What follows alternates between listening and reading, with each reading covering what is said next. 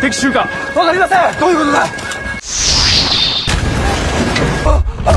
Halo guys, kembali lagi di channel 9. Apa kabarnya? Semoga dalam keadaan sehat. Dengan ucapan Bismillahirrohmanirrohim, alur cerita film akan segera dimulai. Masing-masing barisan harap segera mempersiapkan barisannya.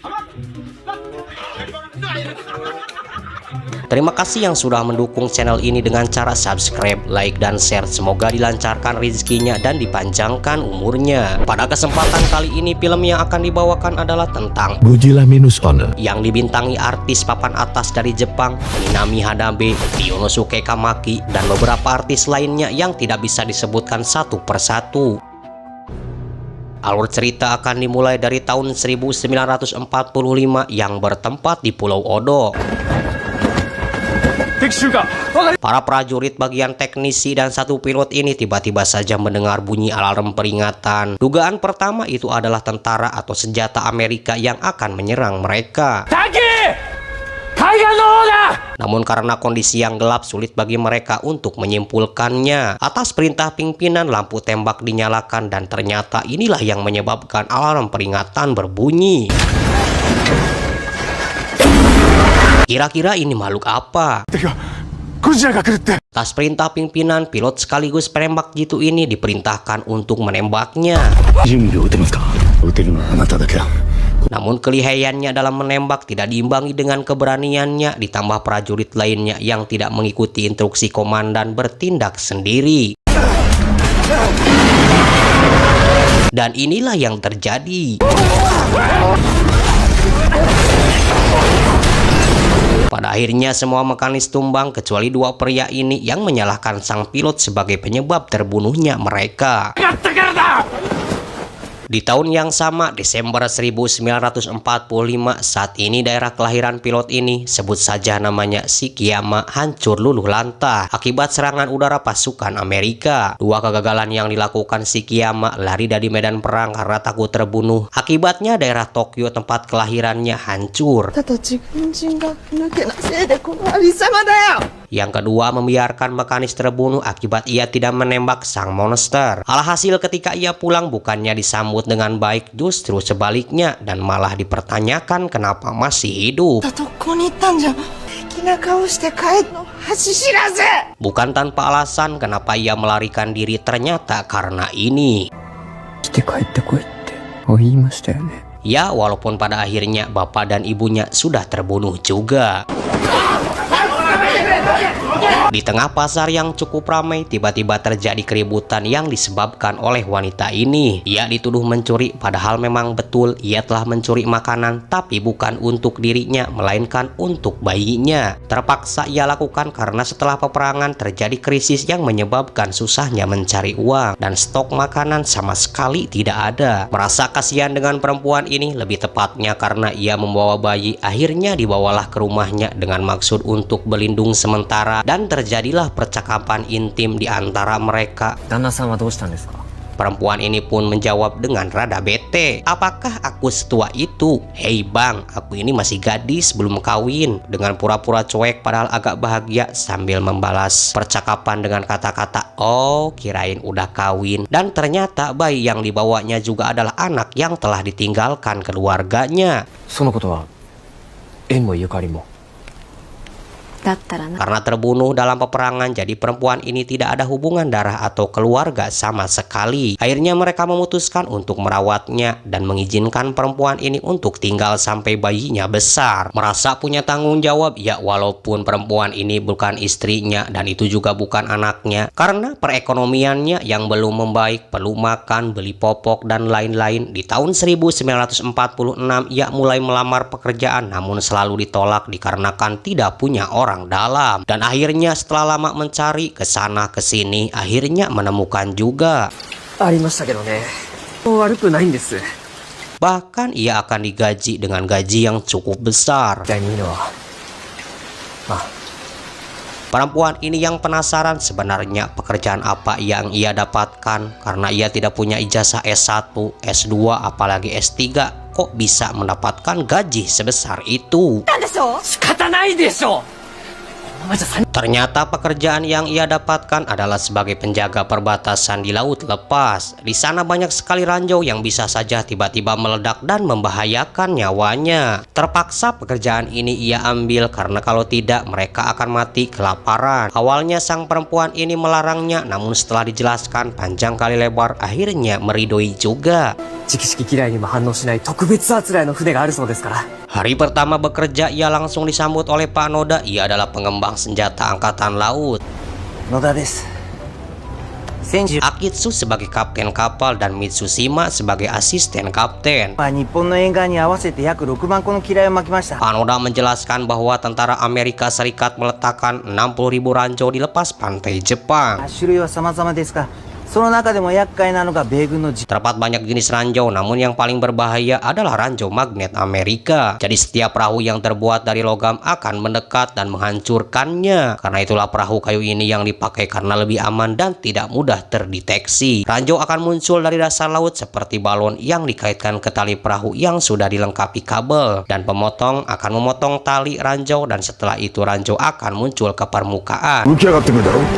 Dan tugas si kiamat tinggal menembak sampai hancur. Pekerjaan yang memiliki gaji yang besar merubah perekonomiannya hingga bisa membeli moge dan juga rumah layak pakai. Kebahagiaan menyelimuti mereka. Namun sayangnya, walaupun sudah hidup lama, si kiamat tak kunjung menikahi perempuan ini. Sebut saja namanya Noriko. Dan belum juga menganggap Aiko sebagai anaknya. のりこさんは人妻ですよ、人妻。 奥さんじゃないんです。 Sang kapten yang mendengar hal itu sangat marah. Dikira sudah menikah karena diketahui mereka sudah tinggal bersama dengan waktu yang cukup lama. Entahlah alasan apa yang menyebabkan si kiamat tidak menikahinya dan terdengarlah percakapan mereka oleh Noriko. Hingga akhirnya Noriko berpikir kalau si kiamat memang tidak menginginkannya, sehingga akhirnya ia memutuskan untuk bekerja agar bisa mandiri dan hidup terpisah dengan si kiamat. メンタルジムの仕事いい加減自立したいな。メさんももらえやしない。 Di Kepulauan Ogasawara, Mei 1947, terlihat perahu yang sudah hancur. Kira-kira apa penyebabnya? Dugaan sementara dirusak hiu raksasa, atau mungkin juga karena serangan senjata Amerika Serikat. Namun setelah dilihat secara seksama, kerusakan kayaknya bukan disebabkan oleh senjata. Namun melihat dari bekas kejadian, sama seperti kejadian di Pulau Odo, ikan-ikan pedalaman laut banyak yang mati. Dari segi kerusakan kapal bukan disebabkan senjata, tetapi dirusak oleh hewan raksasa yang ukurannya bisa lebih besar dari perahu. Dan disimpulkanlah bahwa yang merusak benar saja. Setelah 2 tahun yang lalu semenjak kemunculannya di Pulau Odo, sekarang muncul kembali dengan ukuran yang lebih besar. Merasa perahu mereka tidak memiliki persenjataan yang lengkap, si kiamat meminta kepada sang kapten untuk langsung tancap gas. Meninggalkan pulau ini, namun di sini sang kapten menolaknya dan memilih untuk menyerangnya karena khawatir akan masuk ke daratan. Setelah diserang dengan senjata seadanya, memang senjata ini bukan tandingannya. Bahkan setelah diledakkan berkali-kali, ternyata luka yang dihasilkan bisa sembuh kembali dengan cepat. Nyawa mereka terancam. Untungnya kapal bantuan perang pun datang. Di sini sang monster Godzilla memperlihatkan betapa mengerikannya kekuatan tersebut. Hanya dalam hitungan menit kapal perang itu hancur lebur kayak bubur. Ternyata selain bisa menyembuhkan lukanya sendiri, ia juga bisa mengeluarkan sinar panas yang ledakannya melebihi senjata nuklir.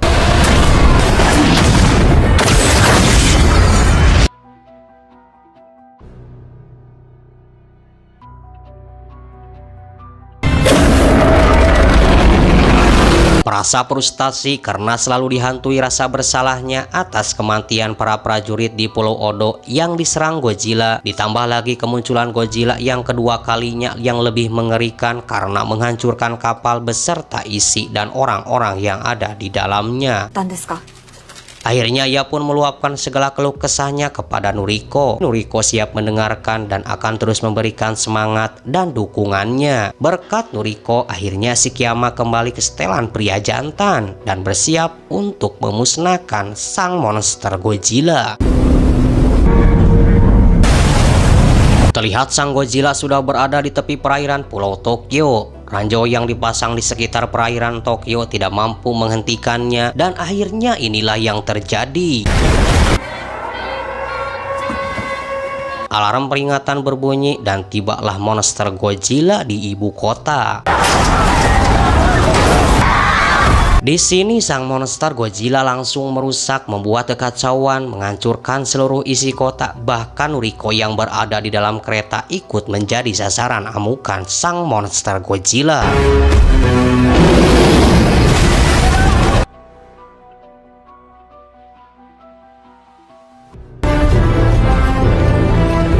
Di manakah para tentara dan persenjataan darat karena tidak terlihat satupun? Alhasil para warga hanya bisa menyelamatkan diri masing-masing. Sang Godzilla pun seenaknya menghancurkan seluruh bangunan, bahkan tidak sedikit para warga tertimpa reruntuhan. Di sini para warga banyak yang meninggal dunia. Akhirnya yang ditunggu-tunggu pun datang, perlawanan yang dilakukan oleh tentara dengan persenjataan yang cukup lengkap.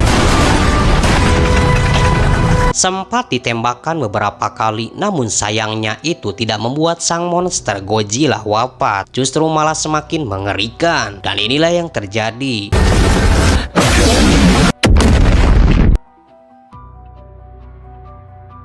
Malah menyemburkan sinar panas yang ledakannya lebih dahsyat dari bom nuklir. Noriko yang berada di sana pun tidak luput dari serangan dan menjadi salah satu korbannya. Kematian Noriko membuat si Kiyama galau dan bertekad akan membalaskannya. Dengan kejadian yang sangat serius ini, maka pemerintah akan membentuk tim yang dipimpin langsung oleh sang jenderal, mantan kapten penghancur pasukan laut. Di sini sang jenderal mengajak para warga sipil dan mantan tentara yang sudah dinonaktifkan untuk menjadi bagian dari salah satu misi menghadapi monster Godzilla. Kenapa hanya melibatkan warga sipil? Karena tentara sedang bertugas pengamanan di berbagai tempat wilayah perang. Ditakutkan kalau para tentara ditarik, tentara AS akan lebih mudah menguasai wilayah Jepang. Karena hal itulah sang jenderal mengajak warga sipil untuk ikut serta menghadapi misi melawan Godzilla. Tentunya banyak pro dan kontra karena mereka berpikir tidak akan bisa mengalahkannya. Jikalau para warga ikut akan tetap mati konyol juga, dan para warga lainnya yang berada di perkotaan akan dilahap habis karena sang monster Godzilla akan terus memperluas wilayah kekuasaannya. Panoda yang ditunjuk sebagai ahli strategi mencoba menjelaskannya secara pelan-pelan. Di sini Panoda berencana akan menghancurkannya dengan ditenggelamkan. Karena dengan rudal atau tembakan lainnya tidak akan mempan. Panoda juga berpendapat bahwa tidak semua makhluk laut akan bisa bertahan di kedalaman paling dalam. Setelah dijelaskan panjang lebar, akhirnya para warga siap membantunya. Namun dari strategi yang dibuat Pak Noda memang ada satu kekurangannya, yaitu alat pemancing supaya Godzilla bisa ke tempat perangkap yang telah ditentukan. Si Kiyama yang mendengar hal itu menyarankan agar disediakan pesawat tempur, di mana pesawat itu akan dijadikan alat pemancingnya. Keesokan harinya, Pak Noda memperlihatkan pesawat tempur yang awalnya akan dipergunakan untuk pertempuran darat. Namun karena itu tidak pernah terjadi, akhirnya pesawat dibiarkan tidak terawat dan rusak. Menurutnya masih bisa diperbaiki, namun harus oleh mekanik papan atas. Otak si Kiyama langsung tertuju kepada Tachibana. Ia adalah mekanik handal yang pernah bersamanya di Pulau Odo. Ia pun mencoba mencari tahu ke tempat dulu Tachibana bertugas, namun sayangnya tidak ditemukan. Akhirnya dengan cara ini Tachibana datang sendiri. Tapi isi suratnya adalah bahwa Tachibana lah yang melakukan pembantaian di Pulau Odo. Karena hal itulah Tachibana datang dengan sangat marah dan langsung memukul dan hendak membunuh Shikiyama.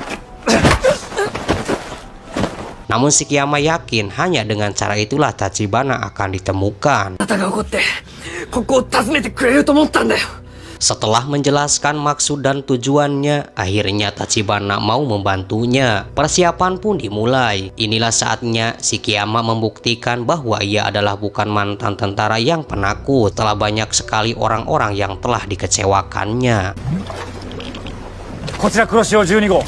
Dan inilah saatnya memancing sang monster untuk keluar dari laut. Akhirnya Godzilla muncul menuju kota. Shikiyama berusaha memancingnya ke tempat yang telah ditentukan. Ia juga berusaha membuat Godzilla mau mengeluarkan sinar panasnya agar pasukan penghancur punya waktu untuk menjalankan misinya. Benar saja, setelah dipancing tak butuh waktu lama, Godzilla pun mengeluarkan sinar panasnya. Setelah itu Godzilla perlu waktu untuk memulihkan kekuatannya, dan itu digunakan untuk menjalankan misi. Berhasil menjalankan misi pertama, ya walaupun ada sedikit benturan. Shikiyama yang terus memancing, tanpa disadari Godzilla telah terkepung. Namun rupanya di sini Godzilla sudah siap dengan senjata pemusnahnya. Namun inilah yang ditunggu, karena di saat inilah sang jenderal akan menenggelamkannya. Apakah ini akan berhasil? Rupanya tidak berhasil. Yang ditargetkan setelah ditenggelamkan di dasar laut akan meledak, ternyata tidak. Rencana kedua pun mulai dijalankan, di mana Godzilla akan ditarik ke atas untuk diledakkan. Rupanya lagi-lagi rencana ini pun gagal total. Di tengah-tengah keputusasaan tibalah para pahlawan kesiangan yang tidak masuk dalam strategi. Mereka semua membantu menarik kapal induk untuk memaksa Godzilla muncul ke permukaan, dan akhirnya berhasil. Sang monster Godzilla yang udah penuh amarah pun bersiap kembali untuk menghancurkan kapal-kapal dengan sinar panasnya. Apakah mereka akan selamat?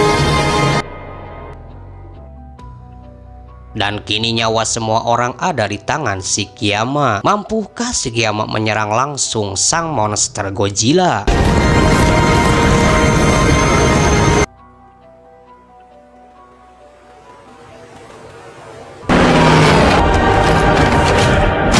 Akhirnya Shikiyama pun mampu melakukannya. Sang monster Godzilla pun hancur lebur seperti bubur. Teror pun berakhir.